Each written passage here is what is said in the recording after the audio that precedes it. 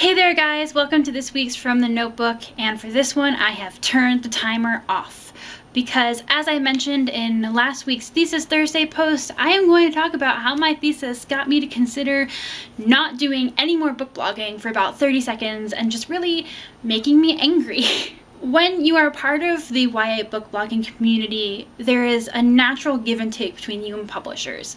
You know, in order to get a free book, you do a review, you work with them to hold contests, you promote their books, basically without monetary payment unless you're like really popular or whatever, and then you get advertising money from other means, but there really isn't a lot of payment. But you are really doing marketing work for someone, a kind of marketing work that, I mean, you could pay a lot of money for, and people do pay a lot of money for, but the YA community is so strong in doing what they love that they just do that work for publishers. And yes, we get the free books and whatever, but you know, that makes sense. And I've always known that that is a part of it, and you're basically doing free or cheap labor for their marketing departments, and that's fine.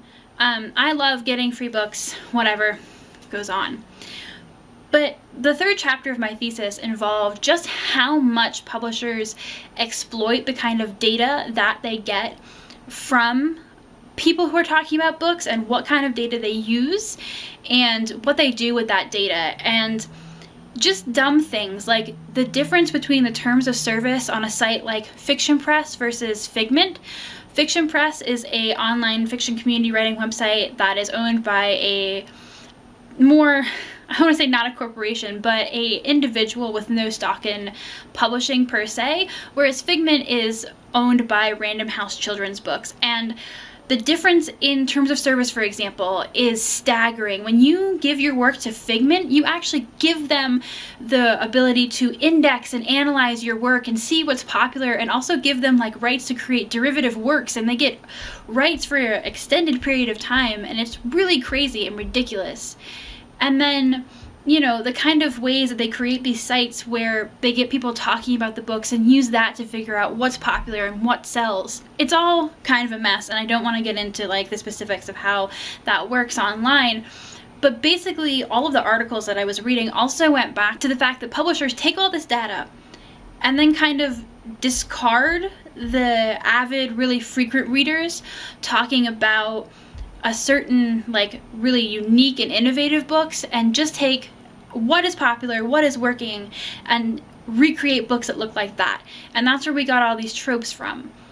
And so that would be one thing. I understand that you're trying to create a book that's popular, and of course if you see something that's popular, you want to replicate that because it's popular and that's what's going to sell.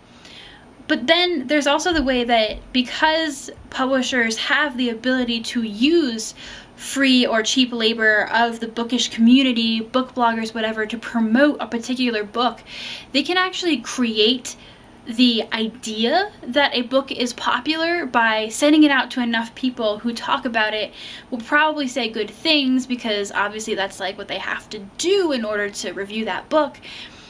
And then it becomes popular. They've literally used these big voices to make a book seem like it's popular when it isn't.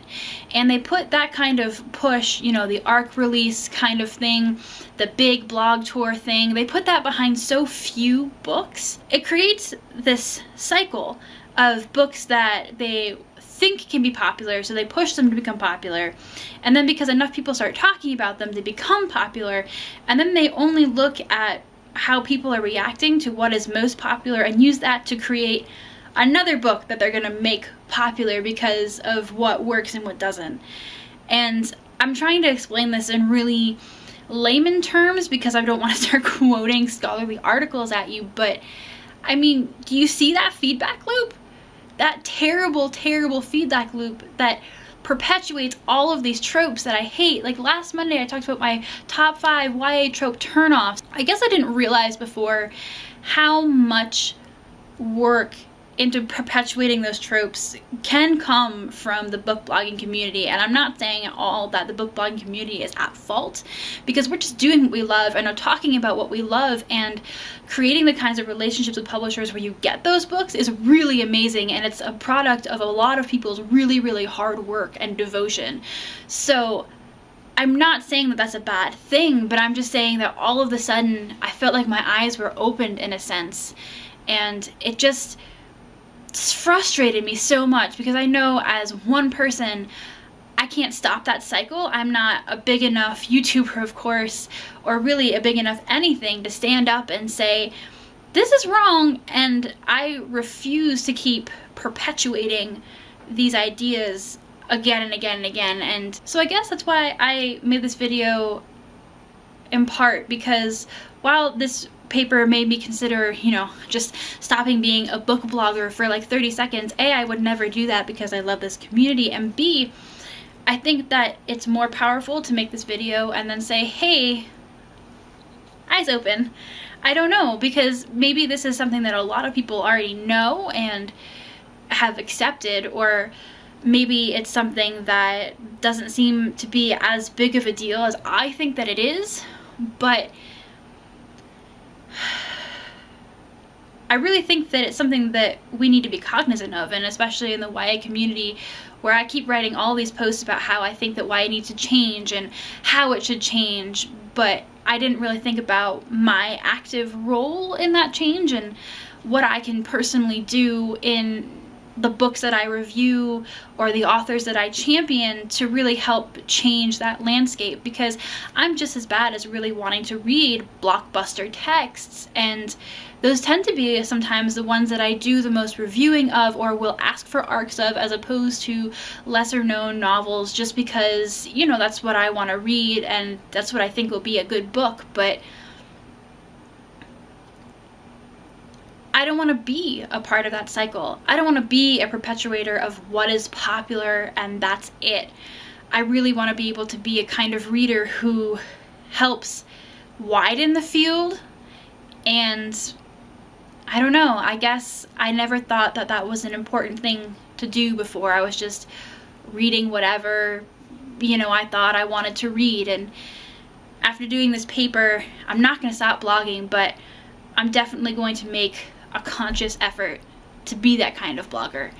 And I hope that more people will do the same, because the more of us that do it, the louder our voices become in saying that we want books that are different and that are more interesting. And it's not going to change the entire publishing industry overnight, or maybe at all, but maybe that is where the rebellion starts, and maybe that is where we start to champion better YA. I don't know, maybe I'm just feeling extremely like depressed but also optimistic at the same time, and I'm just philosophizing and it makes no sense, but it's important to me, and I hope that it's important to you. And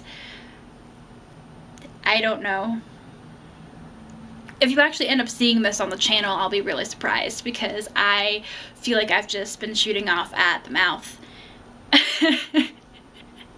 I don't know. It's important to me. It's important to me, and maybe I'm coming at it from the wrong way, but I hope that you see that it's just from a point of pure love for book blogging and YA and its future. So yeah, I'm done. If you want to talk to me more about this, please do talk to me in the comments, whether, you know, positively or negatively, or maybe you're just have a better idea of what I'm trying to get at and, you know, have a better way to get there. I would totally accept that. So yeah, talk to me please. Bye guys.